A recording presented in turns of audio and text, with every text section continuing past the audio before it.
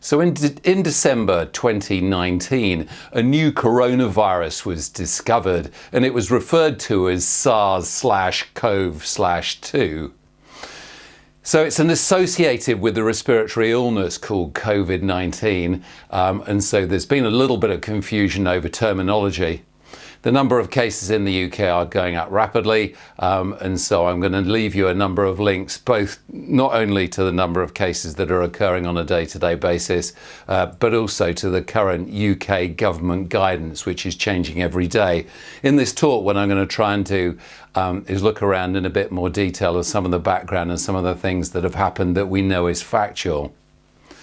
So what are coronaviruses? Coronaviruses are quite a large spectrum of viral illnesses, and they include things like the common cold, but also they include SARS and they include MERS. So the beta coronavirus, which is causing the current problem, is genetically similar to SARS, which obviously stands for the severe acute respiratory syndrome, or MERS, which was the Middle Eastern respiratory syndrome, both of which seem to be a lot more dangerous than the current one we have in the UK.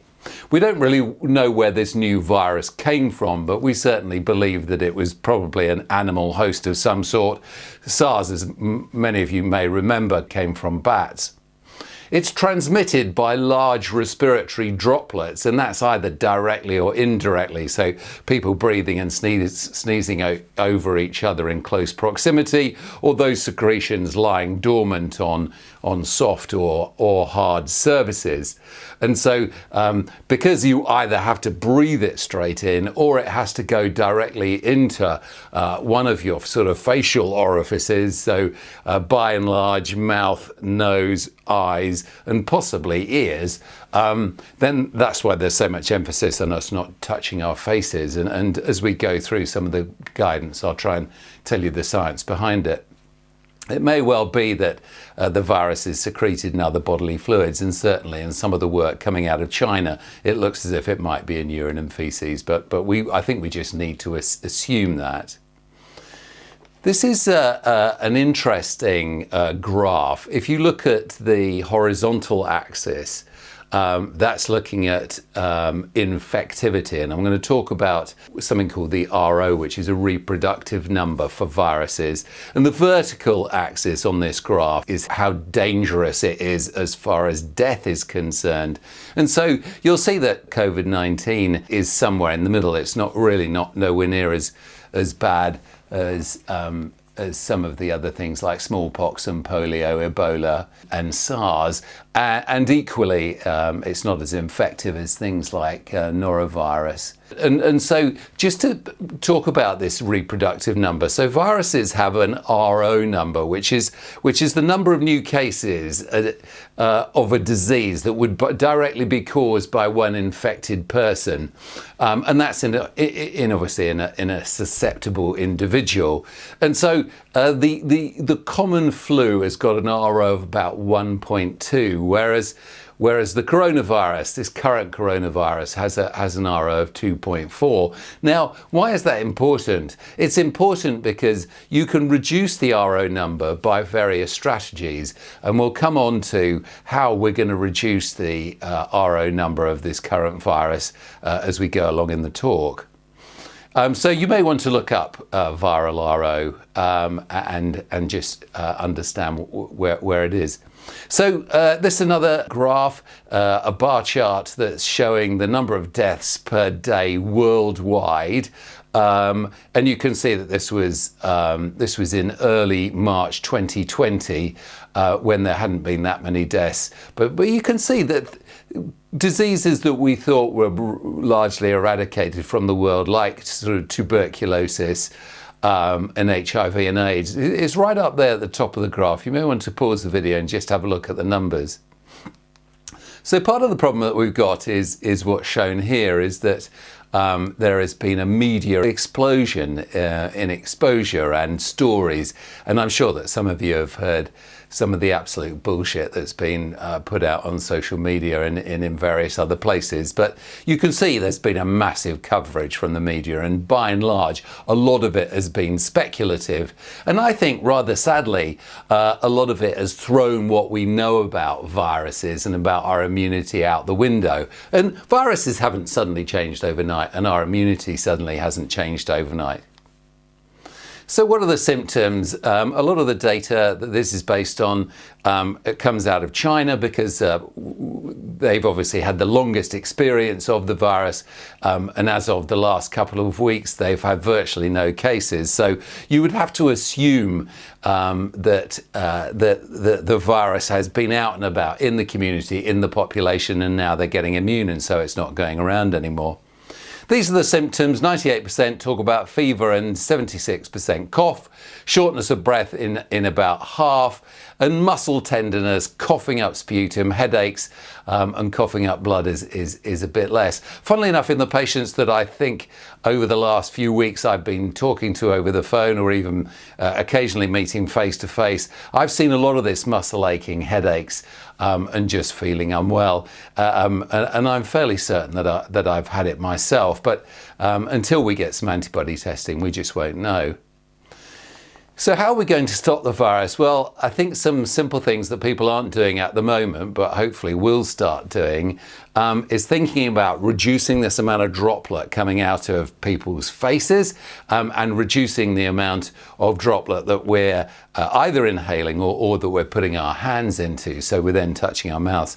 So carrying a tissue at all times seems to be important, just so that you can put the tissue up into your face to prevent mucus and droplet coming out. That tissue then needs to go into a bin, preferably with a lid, and then you need to wash your hands in the way that the WHO are talking about, which is with hot soap and water, and doing it for a reasonable period of time. I did say earlier that you are generally only getting the droplet virus through respiratory orifices, but you could, if you cause significant damage to your hands by overwashing, actually probably get it through large cuts in your hands. And my hands have certainly been quite sore the last few days, so don't forget to moisturize your hands afterwards. They're saying don't cough into your hands, and there's a lot of adverts now showing that you should be trying to cough into something else, preferably into your sleeve. So avoid touching the face at all times, and this is really important. I was driving home today and I saw a guy outside our local garage with a sandwich in one hand and a cigarette in the other. And of course, even if there's a couple of droplets in the air, he's effectively shoving virus into his mouth, and equally putting your hand up if he's touched a hard surface, whatever. So I don't think people have quite gathered this importance of not touching around your face all the time. And so eating and drinking in public and things is a bad idea. Avoiding contact with others in general at the moment, when we're trying to reduce this RO number, is important. We're not sure where we are with face masks. The ones that we've been sent to the surgery are pretty useless. The paper ones that people are wearing seem after a few minutes to become quite porous. And so although they might prevent a large sneeze of droplets coming out, they're not going to prevent virus going backwards and forwards, and in fact may act as a place for the virus to sit on. Lots of news about vaccines, but we don't have anything probably in line in 2020 as yet, although I would imagine labs are quite motivated. We've only heard today that the government have bought 1 million of these antibody testing, which I think would be key, because if we knew who was immune, then they could get back out in the community and start running other services. Equally, we just need to make sure that those people who are immune aren't still shedding virus. So there might be a period of delay between the potentially perceived illness and what the antibodies look like, but we'll know more about that over the next few months. Equally, there's a lot of confusion between social distancing and self-isolation. Social distancing is now something we're all doing, and self-isolation is something for people with the illness or who are perceived as high risk or vulnerable. And so social distancing is all about avoiding non-essential contact with other people, using the 2-meter rule, keeping people 2 meters apart, working from home if you can, avoiding public transport, and the continual. There's been a number of heartfelt videos on the internet showing people asking the general public to stay home, which is obviously vital. So how have the at-risk groups been decided? Well, I'll talk about their vulnerability to the disease and to complications. But the over 70s, regardless of the medical conditions, under 70s with any underlying health conditions, and we're talking about things, all of those people who would go in the flu jab group, who we normally flu jab, so you know, asthmatics, people with heart disease and so on.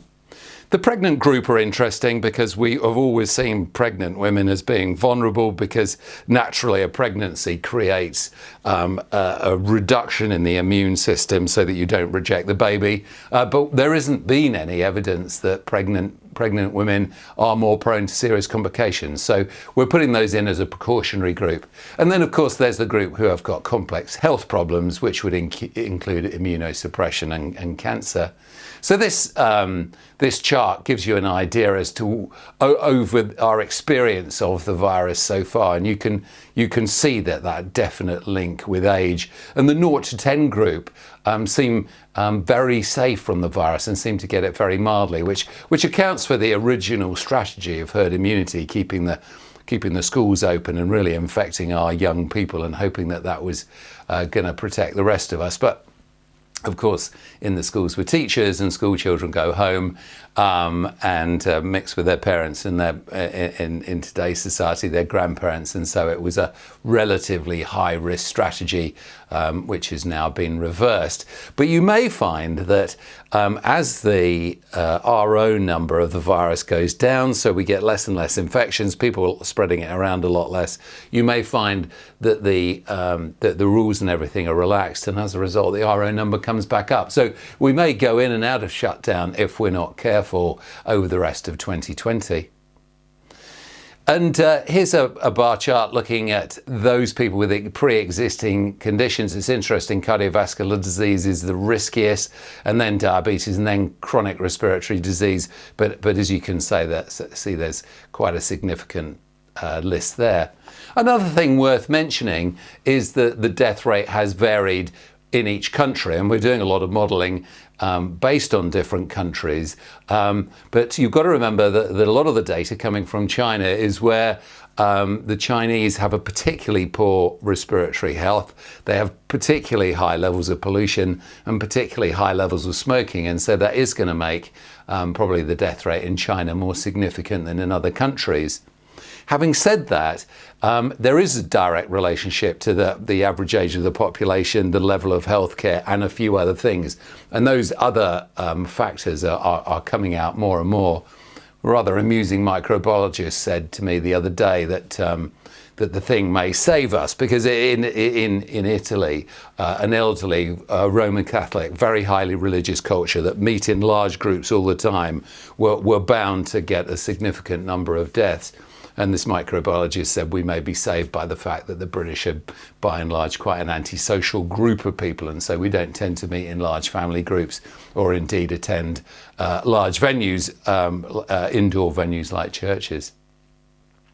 So self-isolation, here's a long list of what self-isolation really means, and it is actually very difficult. A number of my friends are being self-isolated at the moment for various reasons, and it's about staying at home, avoiding public areas, avoiding visitors to the home, asking friends and family members or delivery service to carry out errands.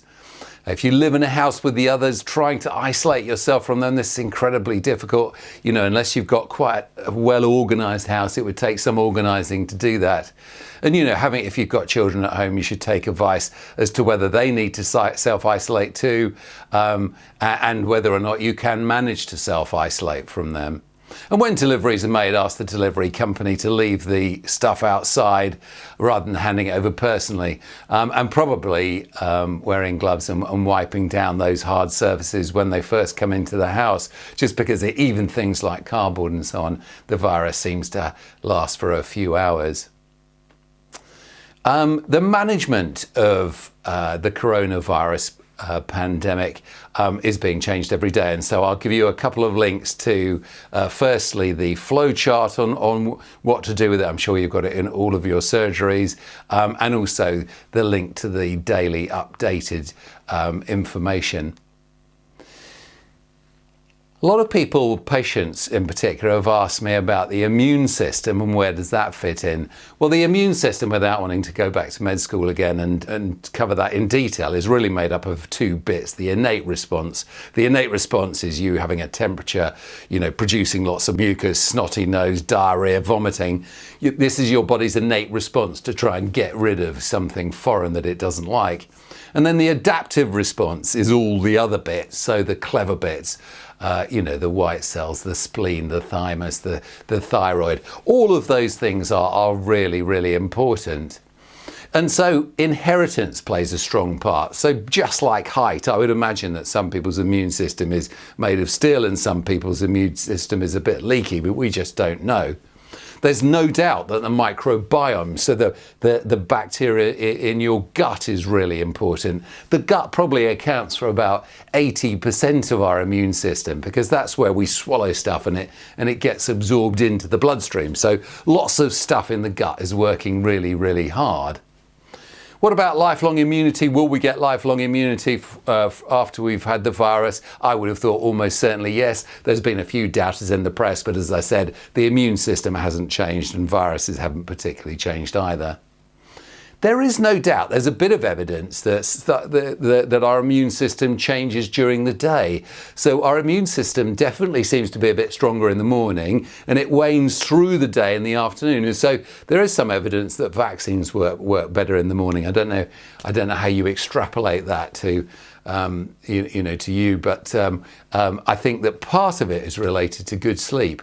And so we're going to talk about boosting your immune system in a minute. And on average, the stats would say that at school, children will have around 6 or 7 viral infections per year, so they're used to it. So can you boost your immune system? That's a question I've been asked quite a lot. Well, you don't really want to boost your immune system, because if you boost your immune system, you're going to increase your risk of autoimmune diseases. You actually just want your immune system to be acting as healthily as possible. And so maintaining a sensible diet is good. We've probably all got our own little tricks. People talk about echinacea and high strength vitamin C, but because they're food products, we don't really know. I'm a great fan of a gram of vitamin C every day, not in fruit form, otherwise you'd put on about 20 stone, but actually in tablet form. Exercise is definitely important, but it might well be that exercise is more important for our mental health than it is to boost our immune system. I've mentioned sleep is important. Smoking seems to be quite deleterious to the immune system, as does excessive amounts of alcohol. And once again, the other thing about smoking is in public areas, particularly smoking outside, which is what everyone's doing now, you're putting your hand in your mouth. Some professor from Imperial has been going on about a healthy sex life, but I'll leave that to your imagination. Avoiding stress, we talked a lot about the fight or flight and freeze response, which is cortisol based, and cortisol is immunosuppressant. So I don't know if you can avoid stress at this time. We're certainly not avoiding it in the surgery, but obviously try if you can. Obesity seems to be a risk factor. Certain diseases seem to be risk factors for affecting your immunity. And there's the list of type 2 diabetes. Interestingly, celiac there, because as I mentioned, a large amount of the immune system in the gut. And obviously drugs can affect, so anybody on chemotherapy or immunosuppressant drugs. And at the moment we're avoiding non-steroidals because there's been a few cases where they're querying as to whether non-steroidals made the coronavirus worse. I'm going to leave you with this slide. You're all seeing it on the news all the time.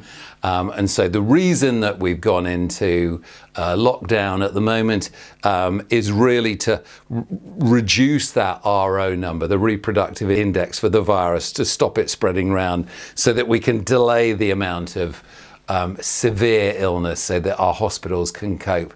And I think, that's everything that we want. We know that it's going to get worse. It's going to be a tough couple of months for all of us. And I really, on behalf of the 14 Fish team, want to wish you all well. Hopefully we'll be here on the other side. I'm going to keep producing educational modules because a number of you at home have asked to keep up with their CPD, which of course we will. So I wish you all the best of luck, and I'll see you again soon.